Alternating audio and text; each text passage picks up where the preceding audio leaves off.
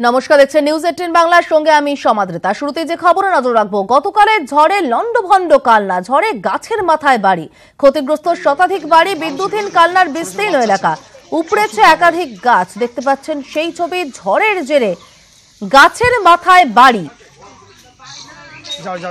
কার্যত লন্ডভন্ড কালনা। গতকালের ঝড়ে ক্ষতিগ্রস্ত শতাধিক বাড়ি, ঝড়ের জেরে গাছের মাথায় উঠে গিয়েছে বাড়ি, বিদ্যুৎহীন কালনার বিস্তীর্ণ এলাকা, উপড়েছে একাধিক গাছ।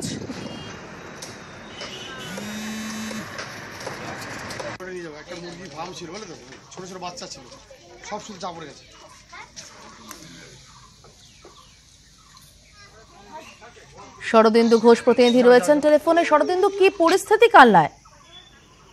সমাদৃত দেখাই যাচ্ছে যে লন্ডভন্ড কার্যত কালনা, এবং বেশ কিছু বাড়ি, অন্তত শতাধিক বাড়ি কালনার ধর্মডাঙ্গা এলাকাতেই ভেঙে পড়েছে, এবং বাড়ি, টিনের বাড়ি উড়ে যে অন্য বাড়িতে পড়েছে বা গাছে উঠে গেছে সেসব ছবি তো পাওয়া যাচ্ছে, এবং বহু গাছ ভেঙে পড়েছে, বিদ্যুতের খুঁটি উপড়ে পড়েছে। ফলে সেই কাল বিকেল থেকে কিন্তু এখনো পর্যন্ত বিস্তীর্ণ এলাকা বিদ্যুৎহীন, এবং আজকে তো বটেই, কালকেও বিদ্যুৎ আসবে এমন নিশ্চয়তাও পাওয়া যাচ্ছে না। যেভাবে ক্ষতি হয়েছে, বিদ্যুৎ দপ্তরের কর্মীরা কাজ চালাচ্ছেন, কিন্তু এত পরিমাণ তার ছিঁড়ে গেছে যে সেসব মেরামত করে স্বাভাবিক করতে এখনো বেশ কিছুটা সময় লাগবে, এমনটাই মনে করা হচ্ছে। ফলে এই যে গরম, তাতে বাসিন্দারা যেমন বিদ্যুৎ না থাকায় নাজেহাল, তেমনি পানীয় জলেরও সংকট দেখা দিয়েছে। সব মিলিয়ে বলা যায় যে বিপর্যস্ত এই মুহূর্তে কালনা। প্রশাসনের তরফ থেকে কি পদক্ষেপ করা হচ্ছে শরদিন্দু? দেখো, প্রশাসনের তরফ থেকে যেসব বাড়ি ভেঙে পড়েছে সেই সব বাড়ির বাসিন্দারা, অনেক বাড়িতেই এখন তারা কার্যত খোলা আকাশের নিচে দিন কাটাচ্ছে। বেশ কয়েকশো পরিবার এখন গৃহহারা হয়ে পড়েছে। তাদেরকে প্রাথমিকভাবে শুকনো খাবার পাঠানোর পরিকল্পনা নিয়েছে প্রশাসন, পাশাপাশি তাদেরকে যাতে কোনো ত্রাণ কেন্দ্রে নিয়ে এসে রাখা যায় সেই রকম পরিকল্পনাও নেওয়া হচ্ছে।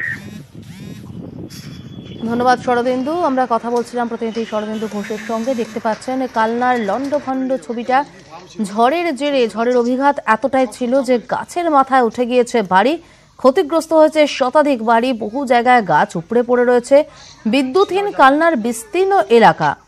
গতকালের ঝড়ে লন্ডভন্ড কালনা, ঝড়ের জেরে শতাধিক বাড়ি ক্ষতিগ্রস্ত হয়েছে, ঝড়ের অভিঘাত এতটাই ছিল যে গাছের মাথায় উঠে গিয়েছে বাড়ি, উপড়েছে একাধিক গাছ, বিদ্যুৎহীন কালনার বিস্তীর্ণ এলাকা।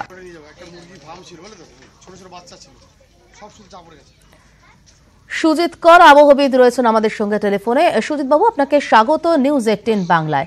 ঝড়ের অভিঘাত এতটাই যে গাছের মাথায় উঠে গিয়েছে বাড়ি, সাইক্লোন এইরকম একটা রূপ নিচ্ছে, ঠিক কেন এই ধরনের পরিস্থিতি তৈরি হচ্ছে?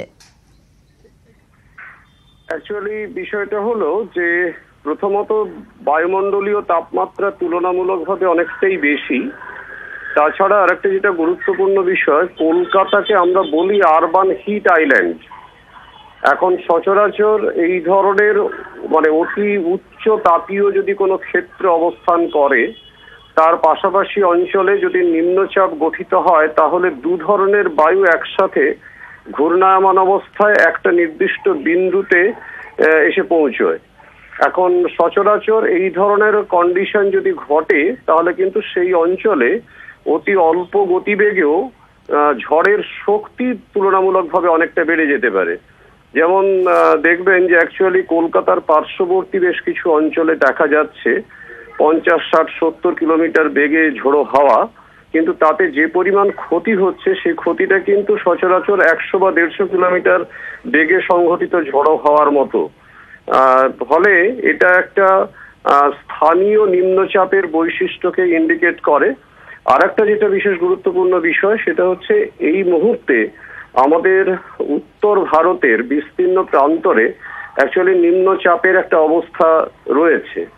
তার সাথে সাথে যদি স্থানীয় কোনো নিম্নচাপ সংঘটিত হয়, এবং যদি নিম্নচাপ সংঘটিত হবার ক্ষেত্রে কোনো কালচারাল অ্যাসপেক্ট বিশেষভাবে প্রভাব ফেলে, অর্থাৎ পুরোপুরিভাবে ন্যাচারাল সিস্টেম নয়, তাহলে সেক্ষেত্রে কিন্তু ঝড়ের অভিঘাতের পরিমাণটা বৃদ্ধি পায়, অর্থাৎ ধ্বংসের প্রকৃতিটা বাড়ে, ধ্বংসের পরিমাণটা বৃদ্ধি পায়, এবং স্বাভাবিকভাবে ঝড়ের যে প্রভাব আমরা দেখি তার থেকে নতুন ধরনের বেশ কিছু প্রভাব তৈরি হতে পারে, যার প্রভাবে কিন্তু এই বিষয়টা ঘটতে দেখা যাচ্ছে। ধন্যবাদ। আমরা কথা বলছিলাম আবহাওয়াবিদ সুজিব করের সঙ্গে।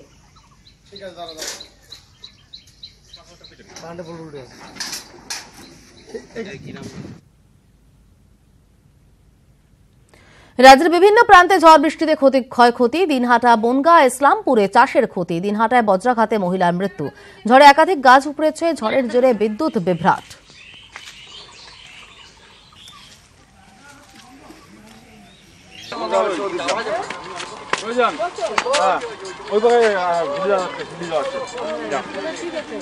রাজ্যের বিভিন্ন প্রান্তে ঝড়ে বৃষ্টিতে ক্ষয়ক্ষতি। দিনহাটা, বনগাঁ, ইসলামপুরে চাষের ক্ষতি। দিনহাটায় বজ্রাঘাতে মহিলার মৃত্যু। ঝড়ে একাধিক গাছ উপড়েছে, ঝড়ের জোরে বিদ্যুৎ বিভ্রাট।